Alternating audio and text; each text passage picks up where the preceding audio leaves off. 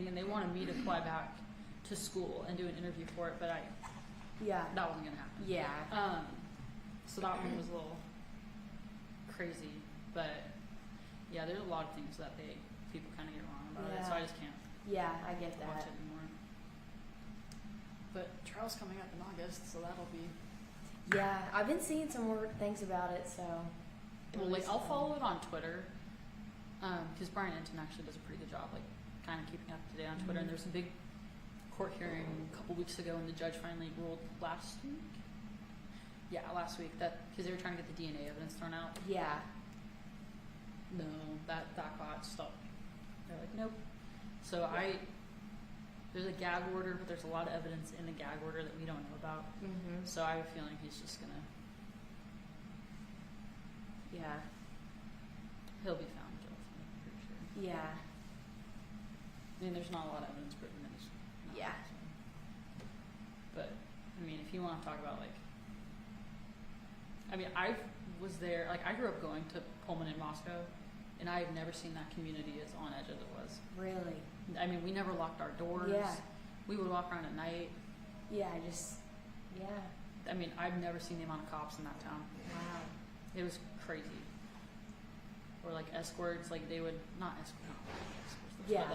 But like police were escorting women everywhere. Mm-hmm. Like there was not. They were patrolling, like foot patrols on campus. Wow. Never happened before. So there was just a ton of things. Yeah, that's crazy. It was something just out of a horror movie almost. So I bet. it was crazy. So to Ashley announce where she's working now? No, she's in PR, just where she's Yeah. at. That's the last thing she told me. But good for her, honestly. How long have you been at 7? Almost 2.5 years. Oh, nice. So, Okay. yeah. And is this your first market outside school? Yeah. Gotcha. Some of these senators, they only have like one mayor. You know, I had 20 mayors, and I had I love my district, don't make so. I guess I did get to go to OARC and eat a cheeseburger and meet with constituents, so that's like, I shouldn't even cry about that. So. I was going to ask if it's a good cheeseburger, but I already know the answer. Yeah, it is.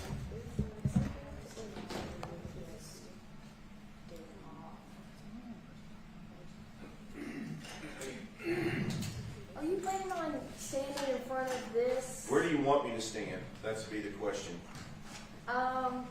Do you mind standing in front of this? Yeah, you ladies can boss me around. I mean, when I get back home, my wife bosses me around when I come down here. Which is fine. You're good. Good. We want to clip it. I'm gonna put it on. Can we clip both of them too? Yeah.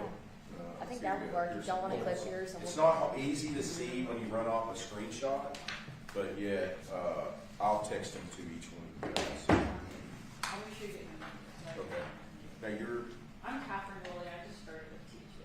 oh my gosh, is this your Governor Senator King thing right on? Oh my gosh. Rebecca put me on it today. So. Okay. So here's some more copies, and I'll text you the copies of this so that come through a little bit better. Okay. So. Yeah, we can split. Are you okay if we both put my sign? Yes, ooh, let me get this out first. I don't think there'll be any more. I know that there's some other meetings going on. And, that's her in there. And then this is basically an article in Alabama. Miss Alex, since you're new, I mentioned Alabama in the other part about how, you know, they're going to build 2 4,000 bed prisons in 21 for $1.3 billion. You'll see that they're already, you know, it goes along with what I've said about mega prisons or mega financial disasters. So. Oh, this is this is really the nitrogen execution last year. Oh, was it? Okay. Yeah, they use that. We've got a bill. I don't know what it is for now. Okay, this should be my copy. All right, you guys need to mic me up.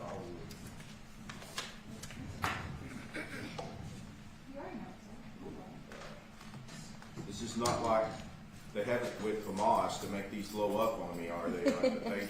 Okay, I'll take your word for it. Okay.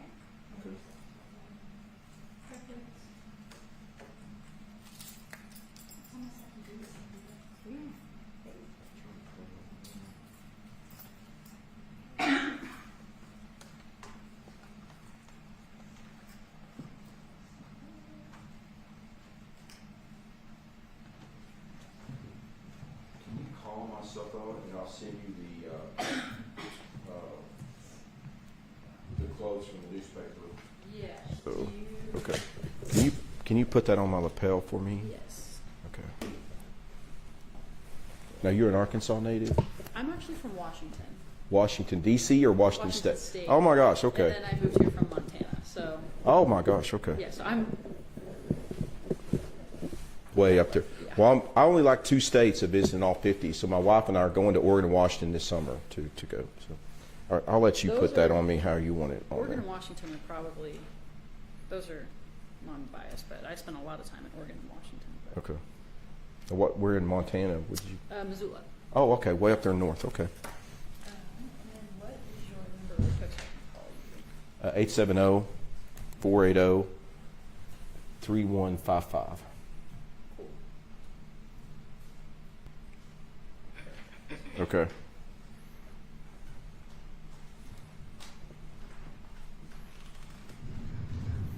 Do you guys care if I'm a little late and send Josh and her stuff? Okay.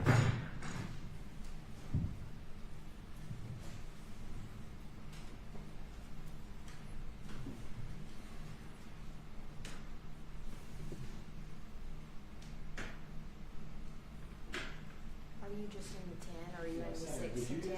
Me too, yeah. I watched Yeah. I got some pictures quiet. I watched the Razorback.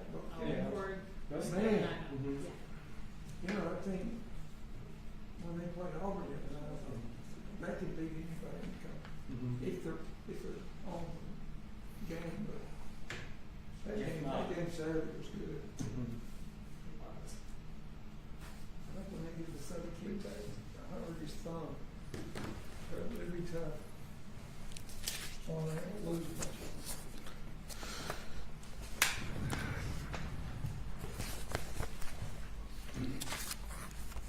Okay, you guys let me know. Can you hear me okay?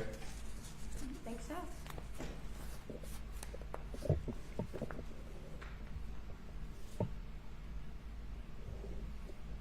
Any white balance or anything, or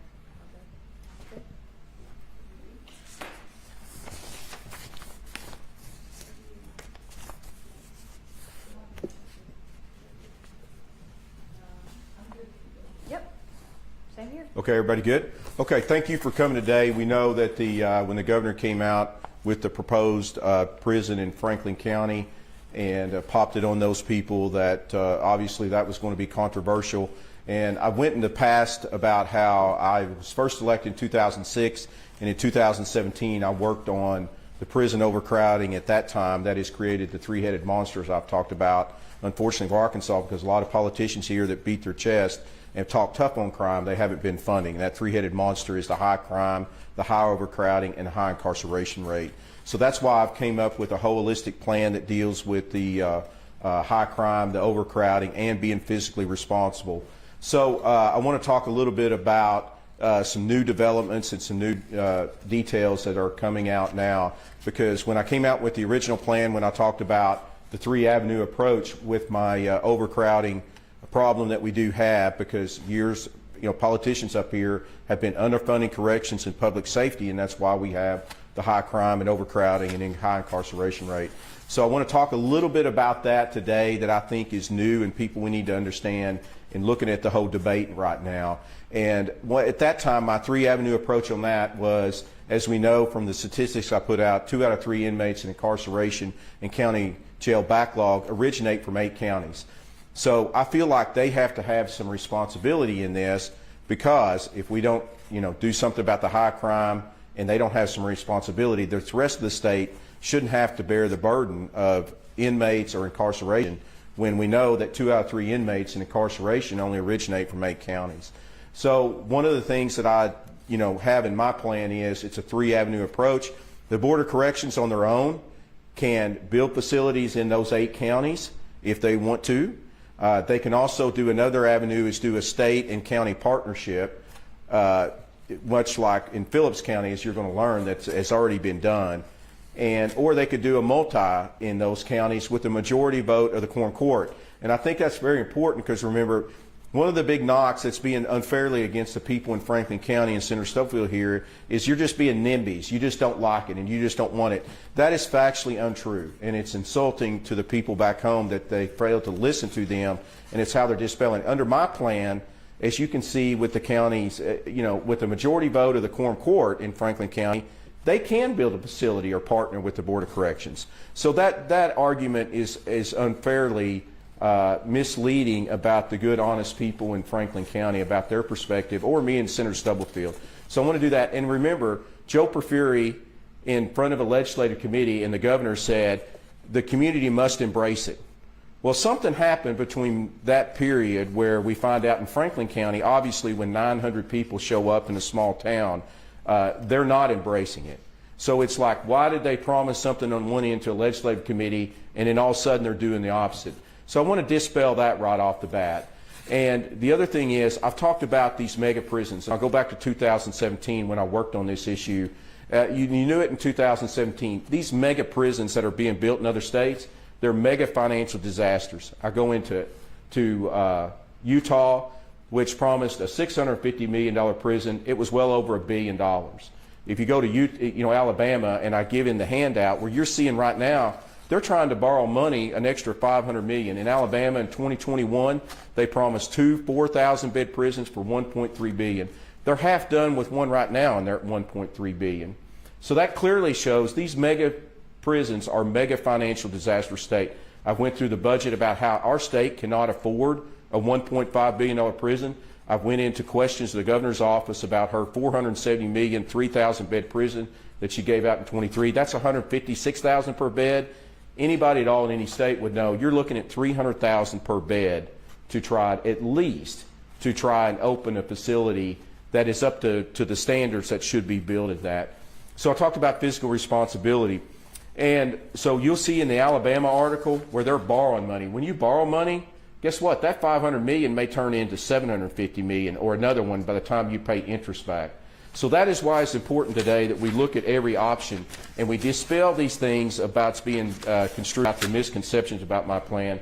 We talked about what is it going to look like, and I emailed the governor's office today to say, what is your estimated completion date and your cost on this facility? We need to know right now today, or we should have already known and we're not knowing, when do you expect this 3,000-bed facility to be done? I mean, if you're going to say this, and who provided you the $470 million figures? And also, they also said something that was very concerning to Senator Stubblefield and I, that they were communicating with local officials back home. We're not hearing that, so I've asked them to provide the details. Who were you talking to back home? What local officials you've been working with? So I have emailed them that. And we also want to dispel that. I want to say, when do you expect to get this 3,000-bed facility done for $470 million, and when do you expect to staff it? Senator Stubblefield and I represent rural districts. We understand rural perspectives. The idea that you're going to get 800 people to work way out in the country in Franklin County, to me, is literally a farce. So I'm asking them, when do you expect to get those 800 people? What is your completion date? We need to know. These are facts and figures that we should have had months ago, and we're still not getting them. So I've asked the governor's office to provide details on those things.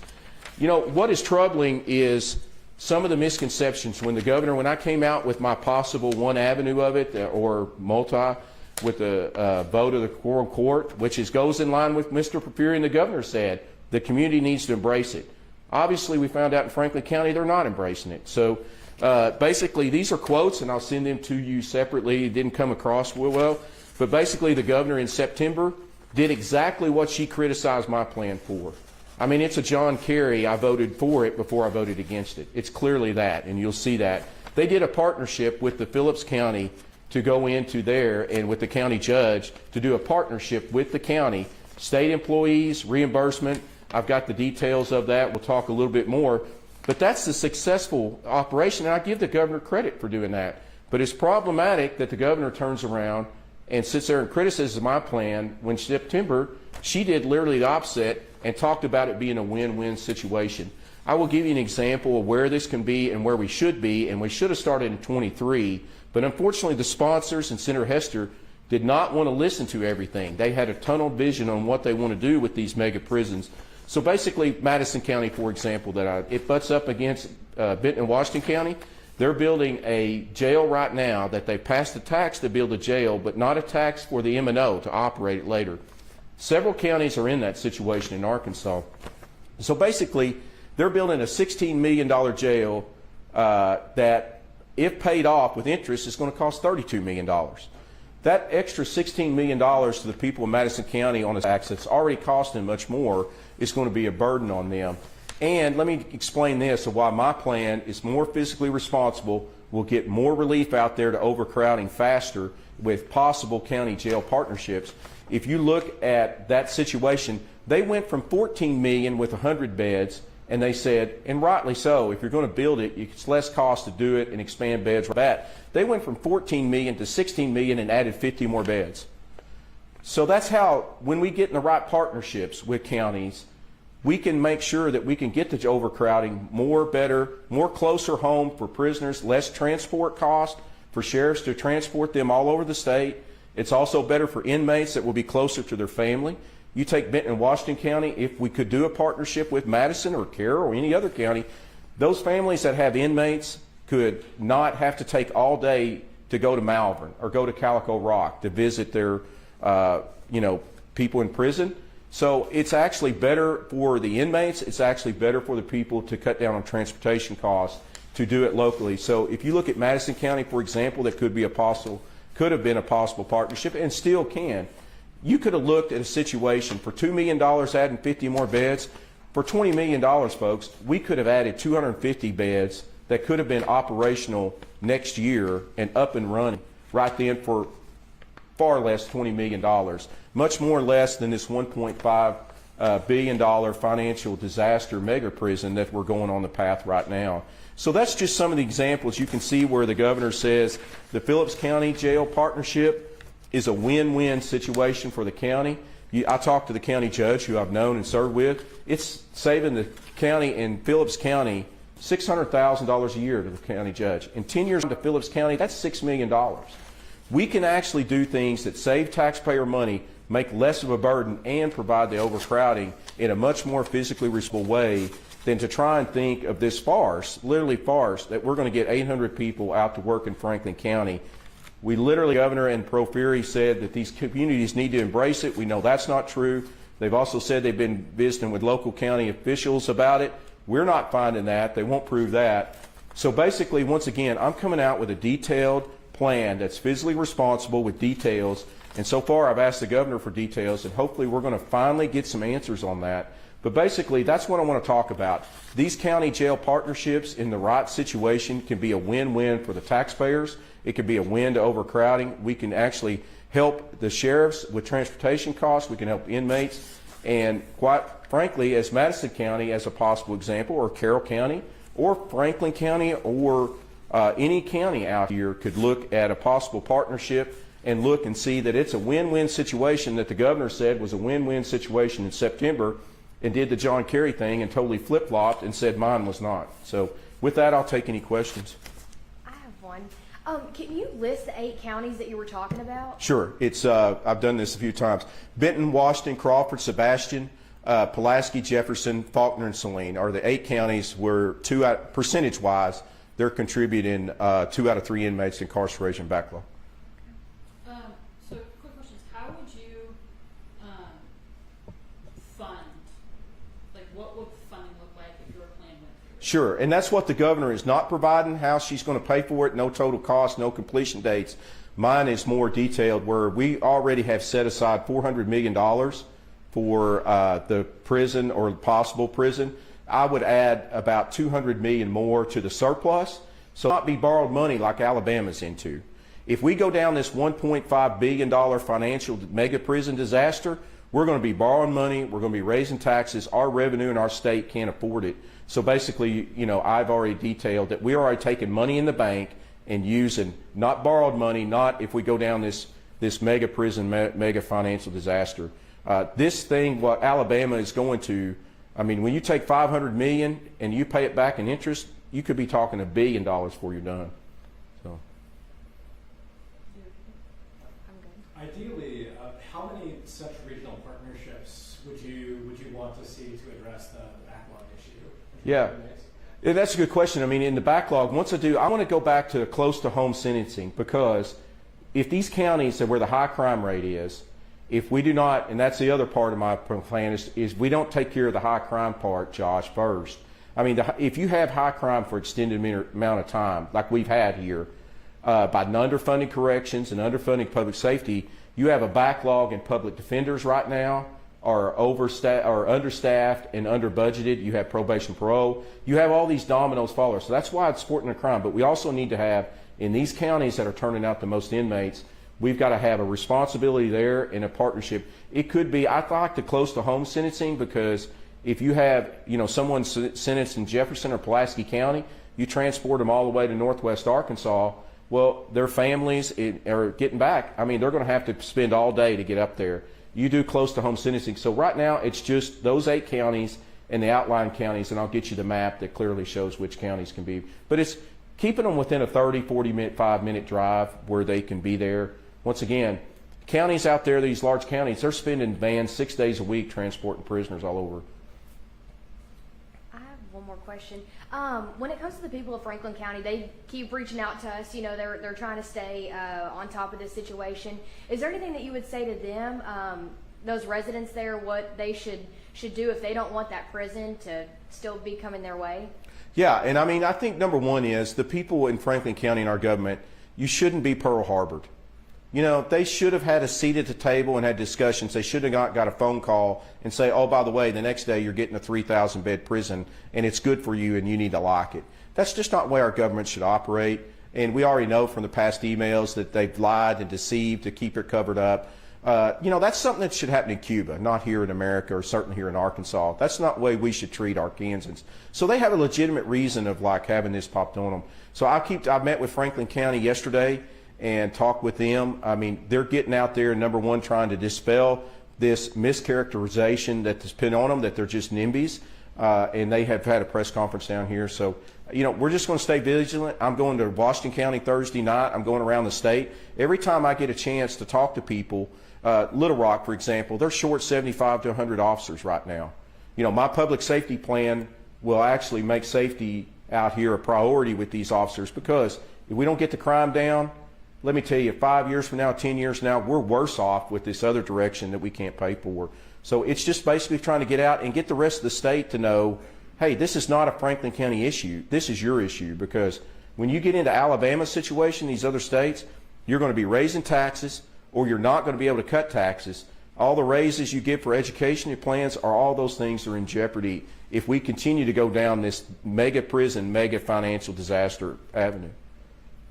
I have 2 questions. First one is, do you know roughly how much the state of Arkansas spends per inmate? Yeah, there's a figure, and I'll get that for you. I don't have that right off the top of my head. It's a lot. I would tell you that. Second, obviously we're still in inflation. Inflation still plays a role into pretty much everything. Has your plan accounted for inflation rates, and then do you know if the mega prison plan is also accounted for inflation rates? You know, they're not counting for inflation rates right now, and there's going to be some more figures that's going to show, because I worked on this in 2017. I'm going to just wait a little bit to show that the figures that I got for incarceration in 17 don't even come close to matching up with what they're realistically today. Yeah, inflation is a big problem, but you take like Madison County, for example, Phillips County, for example, they're going to have to raise taxes in Phillips County had we not done this win-win partnership in Phillips County. Madison County, for example, you know, they could maybe possibly, and I'm just saying maybe, these counties have a jail expansion and have to look at passing a tax or extra taxes. We could look at a jail partnership like Phillips County, which is truly a win-win situation. And we can actually, as I said, the best way to inflation is not to put the sales tax on in the first place. We have possibilities out there that we can make it happen that can be win-win, just like Phillips County was a win-win. And I apologize, I'm going to ask a few questions that I'm pretty sure we've spoken of before in the past. Yeah. But just remind me, have you spoken with stakeholders in any of the 8 counties about some of your ideas? I have already visited with Pulaski County. I'm starting to do that. I'm visiting that. I'm going to Washington County Thursday, and I'm starting to visit with them because the misconception and of all this whole thing and about my plan, one of the misconceptions I'm trying to deal with right now that unfortunately is being put out is that it's going to fall in line that the counties are going to basically have to accept it like they do the reimbursement right now.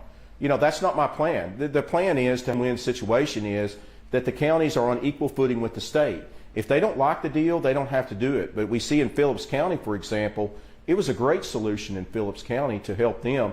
And if the state pulls out on that deal, then look how bad a problem it is. Senator Hester and Senator Flippo were having a discussion this afternoon, and Senator Hester mentioned something that, well, that's just temporary. Well, what are you going to do if you pull the plug on the Phillips County win-win situation? You're going to have to be back to raising taxes for those people. You're going to have to close the jail. So once you get out there, I mean, what is Senator Hester going to do? Are you going to pull the plug on that? And then I texted him later and he said he didn't remember anything about the Phillips County, which is concerning because him as pro temp and being one of the biggest proponents of doing this, had no knowledge. In Phillips County in September, we did a win-win situation. So it's problematic for Senator Hester to not know about it or flip-flop on these. And he'll clear his comments up. I have the text messages.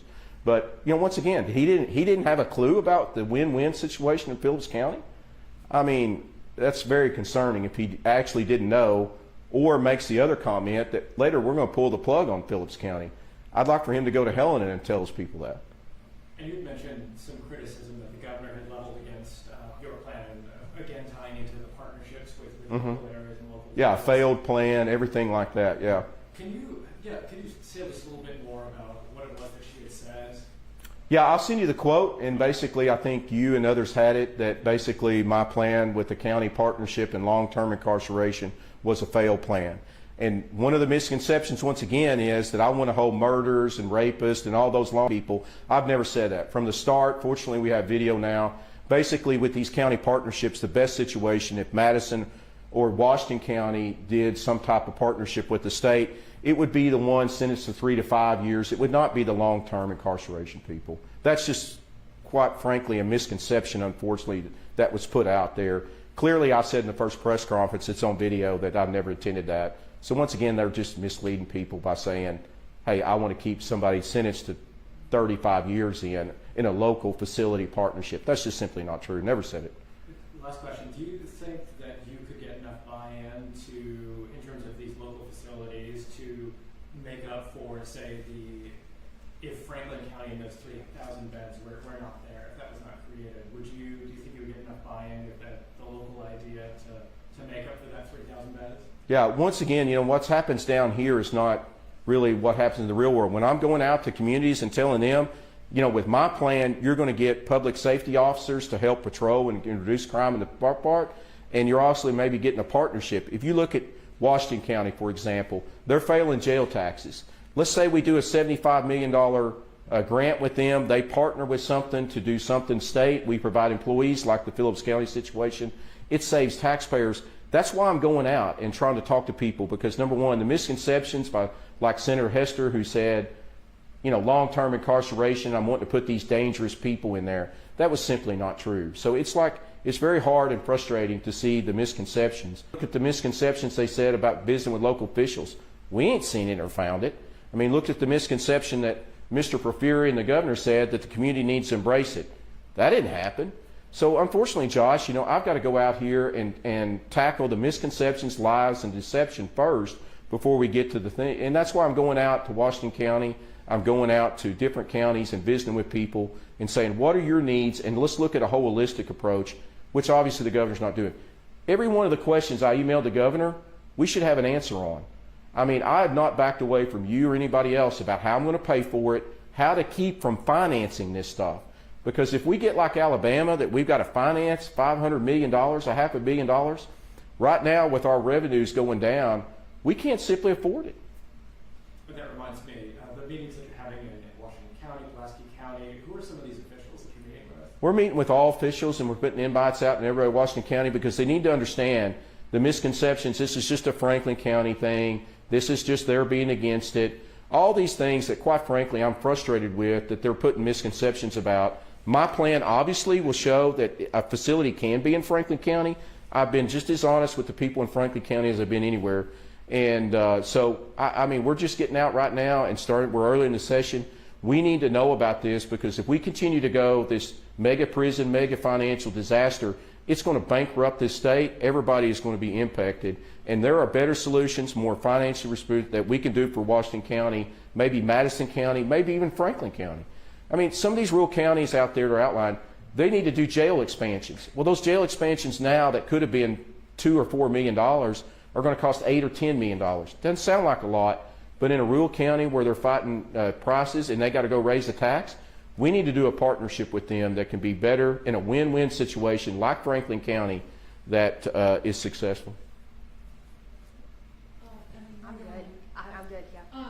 So just a couple, do you think that officers, maybe if we get this, let's say that the 3,000 bed prison does go through, do you feel like officers maybe would feel pressure to fill those beds since there was so much controversial there? Yeah, that's a great question. As somebody worked in 17, a lot of times when you pass these tough on sentencing laws, what happens is these prosecutors and local judges just keep sentencing them more, and they keep burdening the system.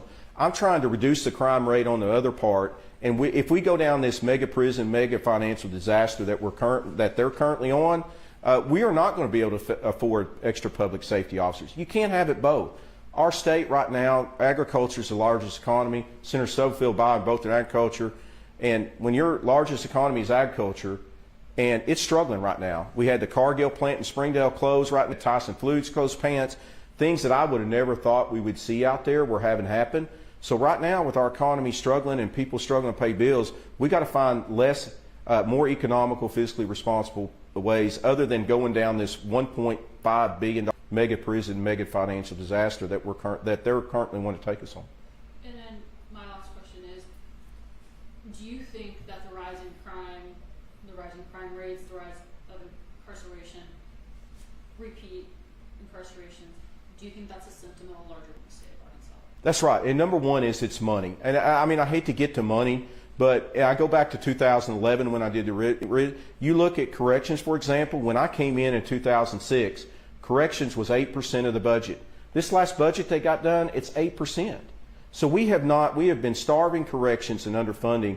And when you do that and you ignore the high crime rate, I go back to the statistics, I'll show you the thing. Well, you see once 2011 that Governor Beebe tried to do bills that said one thing, Senator Jeremy Hutchinson 15 to pass votes, I'll get that to you guys, to show the crime rates got worse.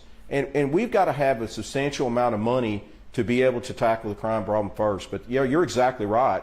You know, they're not looking 5 years down the road. You get these tough on sentencing laws, guess what? A lot of these prosecutors and judges are just going to keep putting more people in the system.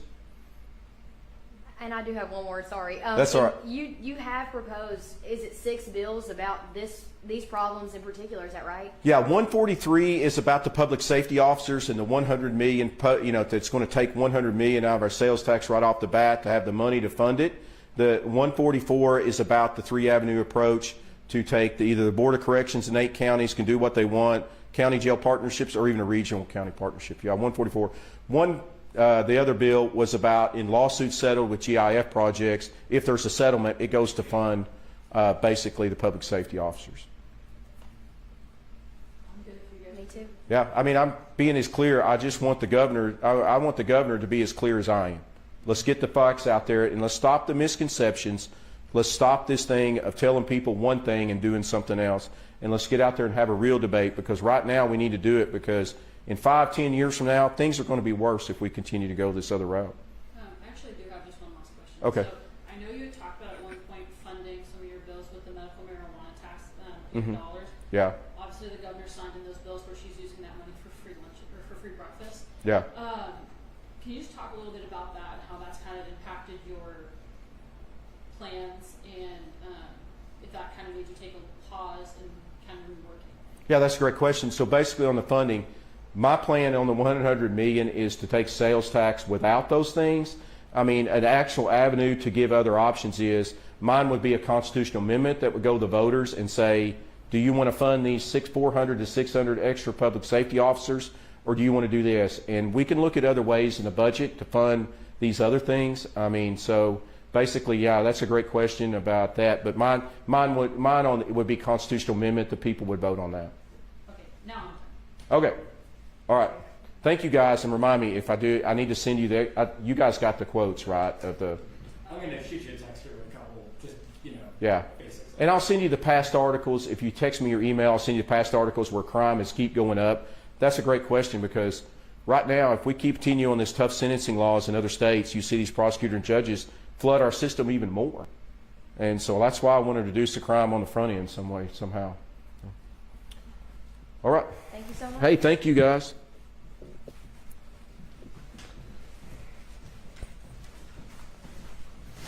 I think this one's yours. I hope I don't get it mixed up. We have to make it.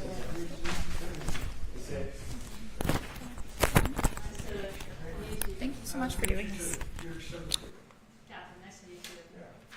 So you said Missoula. That's up to the north. Yes, that's the north one. For what So Texas? this weather is nothing.